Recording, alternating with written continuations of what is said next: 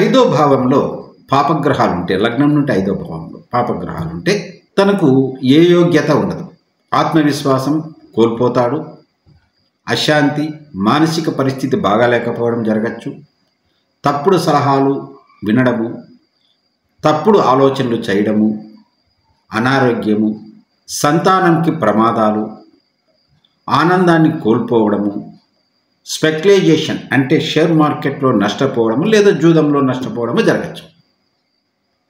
అలాగే 5లో శుభగ్రహాలు ఉంటే సంతానానికి మంచి అవకాశాలు వస్తాయి, సంతానం మీద మంచి ప్రతిభావంతులవుతారు, సంతానము జ్ఞానము, తెలివితేటలు, మంచి ఆలోచనలు ఉంటాయి, అదృష్టం వరిస్తుంది. లాటరీ మూలకంగా కానీ షేర్ మార్కెట్ మూలకంగా కానీ జాతకునికి ధనం లభించవచ్చు, గుర్తింపు రావచ్చు, సంతృప్తి ఉంటాయి, జీవితంలో నాయకుల యొక్క అండదండలు కూడా లభిస్తాయి.